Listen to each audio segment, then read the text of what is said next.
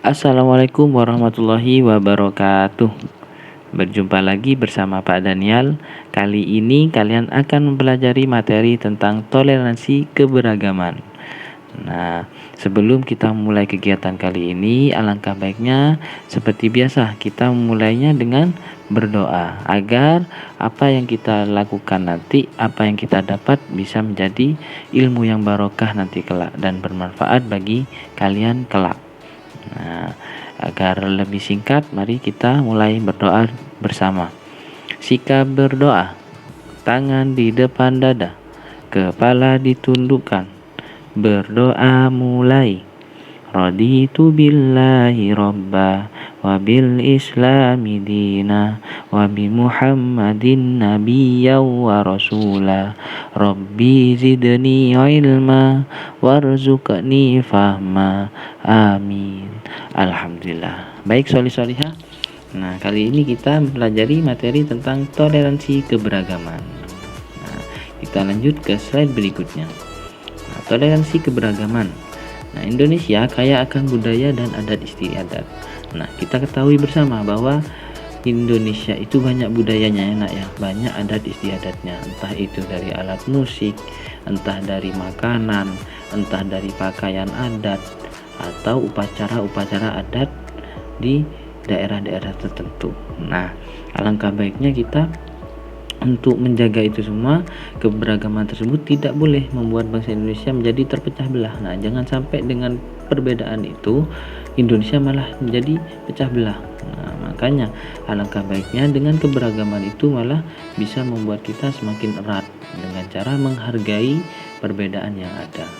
Nah, kita ketahui bersama dalam keberagaman yang mewarnai seluruh aspek masyarakat. Nah, itu ada semboyan yang bernama Bhinneka Tunggal Ika.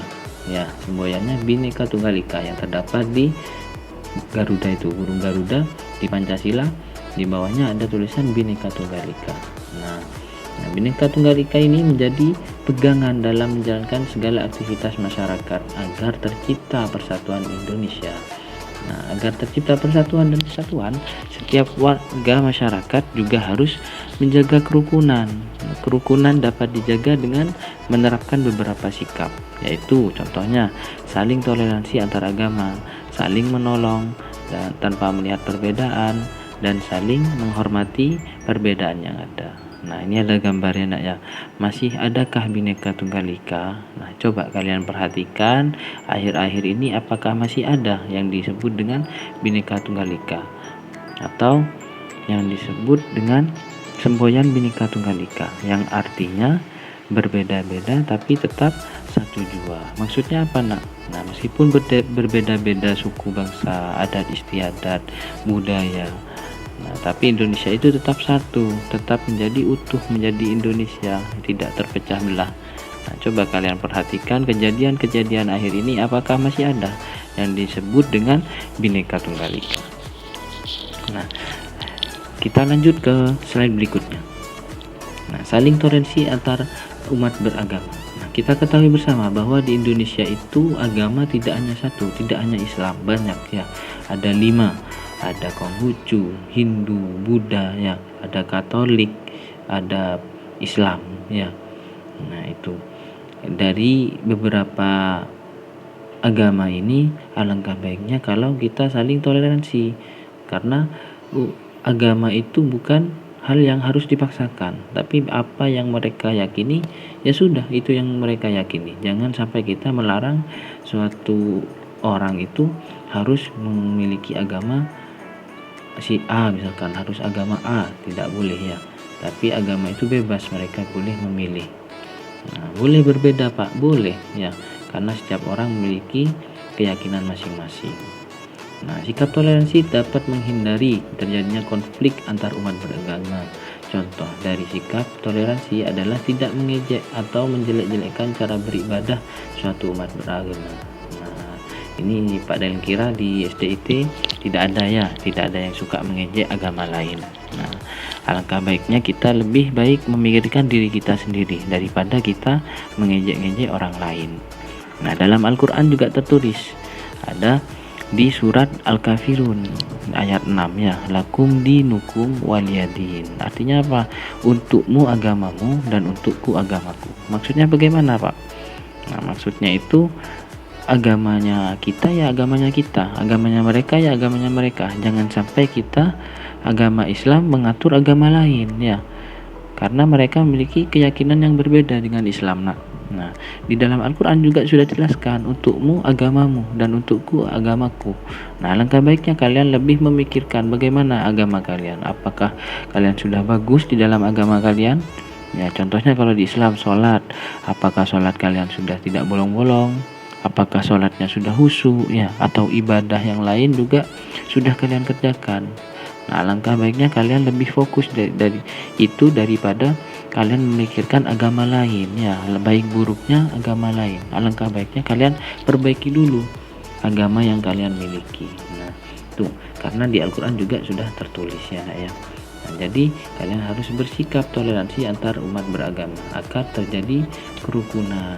Nah, akhir-akhir ini sering terjadi ya nak ya, ada bom bunuh diri di gereja misalkan ya, ada ini ancaman teroris. Nah, itu menurut Pak Daniel orang-orang yang tidak menerapkan ini ya, mereka lebih memikirkan agama lain daripada agamanya sendiri ya. Belum tentu orang yang memikirkan agama lain dia sudah bagus dalam agamanya sendiri ya. Nah, maka dari itu katanya Pak Daniel tadi, alangkah baiknya kalian lebih memperbaiki diri dulu ya, di agama kalian, yaitu agama Islam ya, terutama sholat ya, mengaji. Apakah kalian sudah rutin melakukan itu semua atau tidak? Nah, itu yang harus lebih kalian pikirkan daripada menjelek-jelekkan agama lain, apalagi cara ibadahnya kalian ejek. Tidak boleh anak ya. Nah, itu yang pertama, untuk menjaga kerukunan, yaitu toleransi antar umat beragama. Nah, kemudian yang kedua, saling menolong tanpa melihat perbedaan. Nah, ini contohnya nak, ini contoh gambar yang pertama ini di daerah Papua ya, pendidikan di daerah Papua. Nah, kita ketahui bersama bahwa Papua itu daerah yang termasuk satu daerah yang tertinggal dalam pendidikan. Nah, ini di tengah ini ada seorang pelajar ya dari Jawa yang mengajar di sana. Nah, alangkah baiknya saling membantu, tidak melihat perbedaan. Oh, ini kulitnya hitam, aku kulit putih. Biar sudah apa katanya mereka tak pinter sudah biar. Nah, tidak seperti itu nak ya. Karena yang tadi semboyan Indonesia ya, Bhinneka Tunggal Ika. Ya, berbeda-beda namun tetap satu jua. Kita harus saling membantu tanpa melihat perbedaan. Nah, ini orang di sini sekarang banyak program di Jawa itu mengirimkan beberapa orang untuk ke Papua atau daerah-daerah yang tertinggal. Untuk apa? Untuk mengajar di sana agar daerah itu tidak tertinggal lagi pendidikannya. Nah, maka dari itu beruntunglah kalian, hidupnya kalian itu masih di Bondowoso ya. Bondowoso masih pendidikannya tidak tertinggal, masih bagus. Kalian punya sekolah yang bagus ya, guru-gurunya juga yang guru-guru yang berpengalaman ya nak ya. Jadi tidak seperti ini. Nah, di daerah Papua masih banyak sekali kekurangan fasilitas untuk belajar. Nah, sudah seharusnya setiap orang menolong sesama tanpa melihat perbedaan yang ada. Nah, bantulah orang yang memang membutuhkan pertolongan. Nah, sebagaimana yang telah dicontohkan oleh Rasulullah, bagaimana sikap Rasulullah saat dicaci maki oleh seorang pengemis tunanetra. Nah, di sini Pak Daniel sedikit bercerita ya nak ya tentang Rasulullah. Rasulullah itu pernah dikisahkan ada seorang pengemis yang tunanetra yang tidak bisa melihat. Nah, pengemis itu setiap harinya mencela Nabi Muhammad, ya, mengejek Nabi Muhammad, bahkan bukan hanya mengejek, mengajak orang untuk membenci Nabi Muhammad. Nah, padahal pada pengemis itu di daerah itu, di lingkungannya tidak ada yang berani menyentuh pengemis itu, tidak ada yang mau membantu pengemis itu ya, sudah tua tunanetra. Nah, tapi ada setiap hari orang yang baik hati memberi makan pengemis ini ya, bukan hanya memberi makan, dia menyuapi si pengemis karena tunanetra ya. Sebelum dia menyuapi, makanannya dihaluskan dulu agar pengemis ini yang sudah tua mudah untuk memakannya ya. Nah, siapa orang itu? Siapa lagi kalau bukan Nabi kita, yaitu Nabi Muhammad Shallallahu Alaihi Wasallam.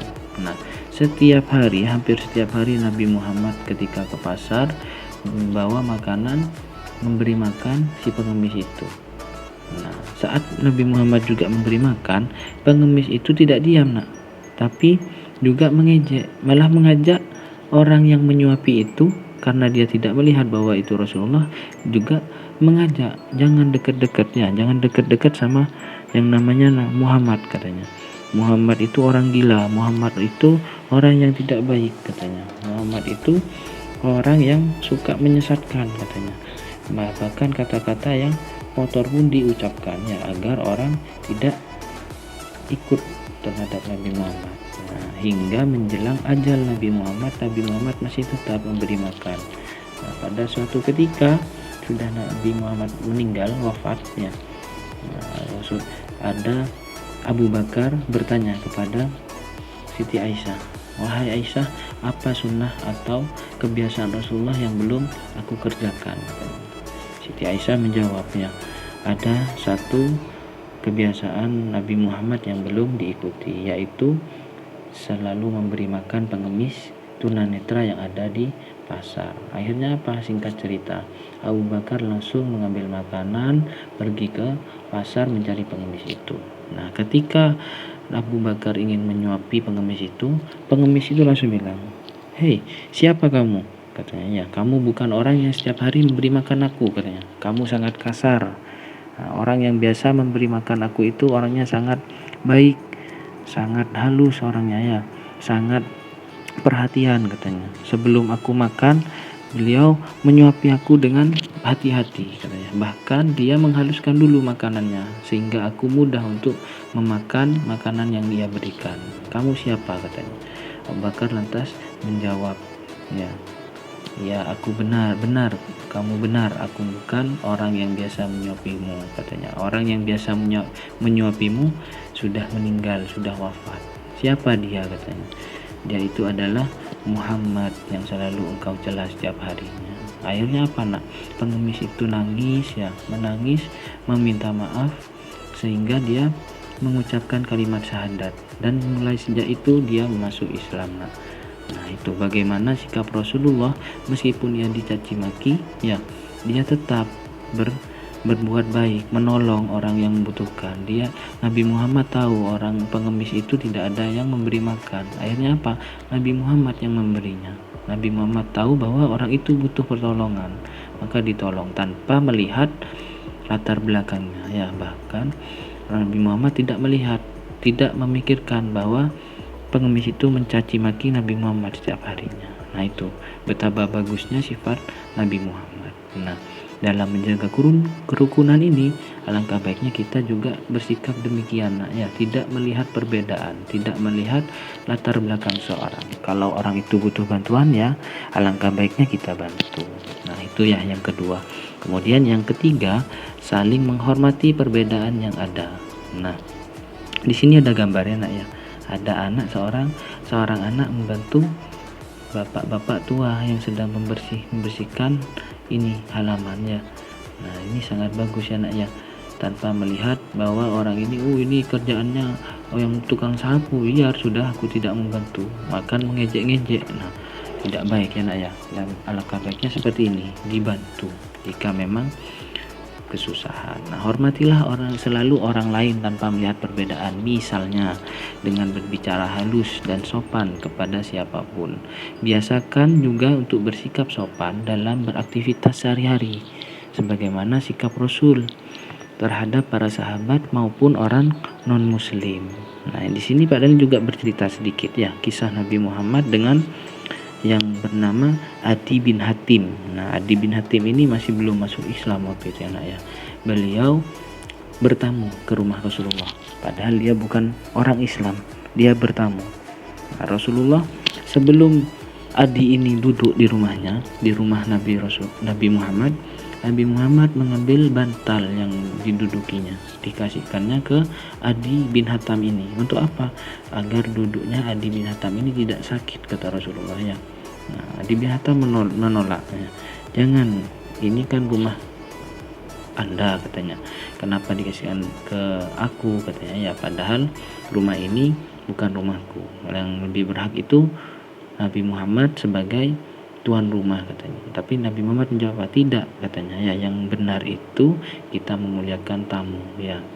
Nah di situ terdapat pelajaran bahwa kita harus menghormati orang lain meskipun orang itu non muslim atau meskipun orang itu berbeda dengan kita. Nah tapi kalau dia bertamu, alangkah baiknya kita menjamunya dengan baik ya, karena ada pepatah bilang tamu itu adalah raja ya. Jadi alangkah baiknya kita memuliakan tamu. Nah contohnya di sini ada gambar ya Ustadz Abdul Somad yang sedang salim terhadap guru ya. Nah, salim terhadap guru juga termasuk menghormati. Nah, salim di sini yang dimaksud bukan mengagung-agungkan guru ya, ya, bukan membuat seolah-olah guru itu hebat, tidak ya. Tapi di sini kita salim terhadap guru itu dengan tujuan kita mendapat ilmu yang barokah, ilmu yang diajarkan oleh guru itu agar barokah, agar manfaat ketika kelak kalian besarnya. Tidak ada niatan lain selain mengharapkan barokah dari guru kita ya, karena bisa jadi tanpa guru kita tidak bisa apa-apa ya nak ya. Nah jadi itu untuk yang ketiga, saling menghormati perbedaan yang ada. Nah alangkah baiknya kita selalu bersikap sopan, berbicara halus, terutama di rumahnya yang mempunyai pembantu misalkan ya. Anggap pembantu itu saudara kalian, jangan anggap dia pembantu. Nah, lebih baik kalian menganggapnya sebagai saudara. Jadi setiap kali kalian ingin minta bantuan, kalian mengucapkan dengan kata-kata yang sopan ya. Minta tolong bibi ambilkan ini, minta tolong pak ambilkan itu ya. Itu lebih baik didengar ya. Meskipun posisinya di situ kalian berbicara dengan pembantu ya nak ya.